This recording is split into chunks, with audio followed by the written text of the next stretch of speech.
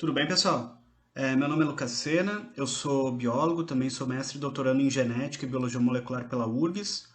Hoje eu vou apresentar para vocês esse artigo que foi publicado na revista Science no dia 25 de março, e ele tenta responder a seguinte questão: após terem sido adotadas medidas de isolamento da cidade de Wuhan, que impacto isso teve para a disseminação do vírus para outras regiões da China? Primeira imagem que eu quero mostrar para vocês não é uma imagem do artigo, ela é só o mapa da China. Aqui está a cidade de Wuhan, e Wuhan faz parte de uma província, que seria equivalente ao nosso estado, chamada Hubei. Tá? Vai falar bastante dessa cidade, dessa província e de outras, então só para a gente se localizar geograficamente.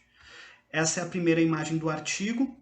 Ela mostra o número de casos por províncias, então aqui está o Hubei, aqui outras províncias, e aqui embaixo tá as datas. Esse é o período de dezembro, e aqui começa 3 de janeiro, vindo até dia 31 de janeiro. Tá? Uma coisa importante, que até o período aí próximo aí do dia 23 de janeiro, 81% dos casos de coronavírus da China estavam localizados na província de Hubei. Existiam pessoas com coronavírus em outras regiões, mas eram casos muito isolados.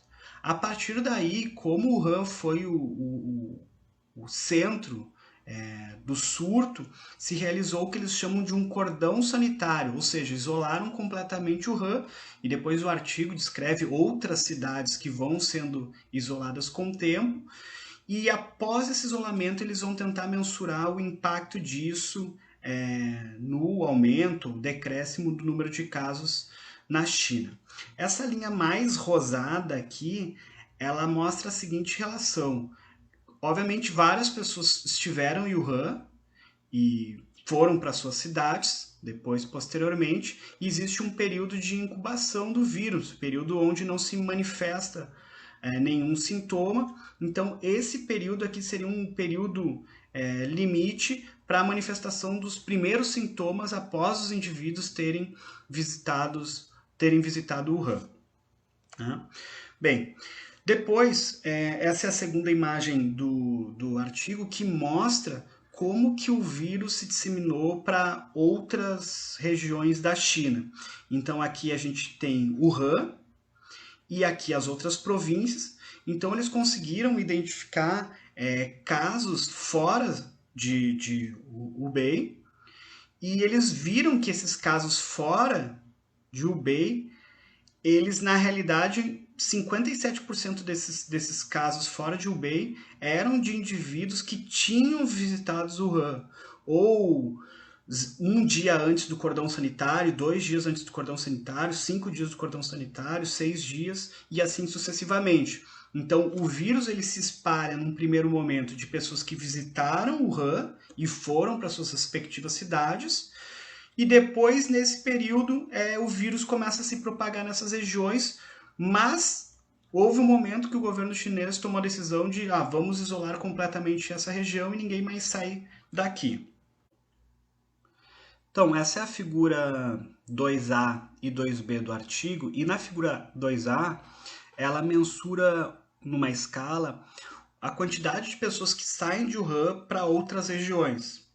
Então a gente observa que em 2019, que os dados estão em cinza, em 2020, os dados são relativamente similares nesse período de 1º de janeiro até o dia 21 de janeiro, mas no dia 23 de janeiro se estabelece o cordão sanitário, e a gente vê que tem um decréscimo bem acentuado de indivíduos que saem de Wuhan para outras regiões, nesse sentido isolando o epicentro do coronavírus do restante da China. Na figura B, mostra o fluxo migratório de Wuhan para outras províncias na evolução do avançar das datas. Quanto mais vermelho no mapa, significa que essa província está recebendo mais pessoas de Wuhan, quanto mais branco o mapa, o menor o fluxo de pessoas.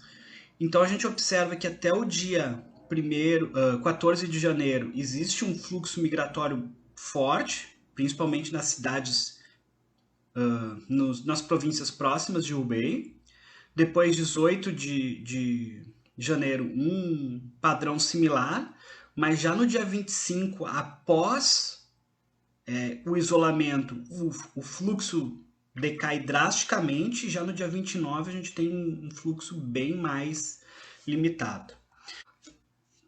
Então, essa é uma figura que está no material suplementar do artigo, e ela é bem importante porque ela mostra que existe uma correlação entre a mobilidade de Wuhan e o número de casos em outras províncias até o dia 10 de fevereiro. O que isso quer dizer?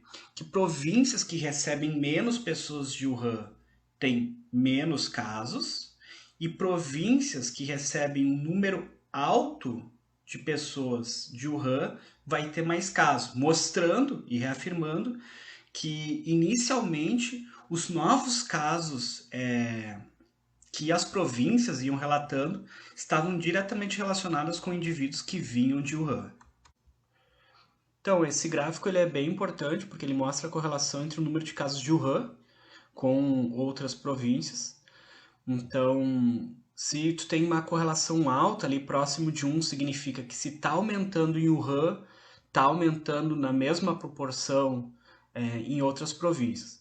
A gente observa que bem no início de janeiro a correlação ela é bem baixa, visto que os casos estavam essencialmente localizados em Wuhan, só que posteriormente, a partir ali de 17 de janeiro, tu começa a ter um aumento na correlação, ou seja, quanto mais tinha casos em Wuhan, que era o epicentro do surto, mais casos tu tinha em outras províncias, e à medida que você implementa o cordão sanitário, você começa a ter um decréscimo nessa correlação, mostrando já um impacto positivo. Essa figura, ela mostra o número de novos casos em outras províncias, tirando o Hubei lá, que é a província de Wuhan, que vai ser a cidade, que vai ser a província mais afetada. Então a gente observa que aqui não é o número de casos absolutos, aqui é o número de casos por dia, e aí eles vão se acumulando. A gente observa que tem um crescimento bem abrupto antes do cordão de isolamento, e à medida que se implementa o cordão sanitário, o isolamento de Wuhan e das outras províncias de Hubei, a gente começa a ter um decréscimo nos novos casos em outras províncias, mostrando uma outra evidência de que essa medida do cordão sanitário ajudou de forma bastante importante a frear o avanço do coronavírus para outras províncias. Então, esse gráfico ele mostra a taxa de crescimento do coronavírus em outras províncias. Tá? O que está em azul é do período pré-cordão sanitário, o que está em verde é pós-cordão sanitário. O que a gente observa é que nas outras províncias existe uma taxa de crescimento positivo, e pós-cordão sanitário ocorre um decréscimo nessa taxa, chegando a uma taxa de crescimento negativo. Quer dizer que os casos estavam diminuindo? Não. É que a partir de um parâmetro adotado, tá, de uma média, por assim dizer, o artigo é cheio de detalhes metodológicos, então fazendo algumas simplificações. Antes você teria uma taxa de crescimento positivo e posteriormente você teria uma taxa de crescimento negativo, fazendo o efeito que a gente discute tanto aí nos jornais, na televisão, sobre a questão do achatamento da curva. Então, a partir das medidas de isolamento de Wuhan e de outras províncias de Hubei, é que se possibilitou iniciar o achatamento da curva em outras províncias chinesas. Então isso é bem importante porque quando a gente olha hoje o quadro chinês, o Hubei teve 63, 64 mil infectados, enquanto províncias próximas de Hubei vão ter 900, 800, 600 infectados, mostrando de fato que o isolamento da cidade de Hubei, de Wuhan e da província de Hubei foram centrais para evitar que o estrago na China fosse maior. Então, quero agradecer por terem assistido. Obrigado.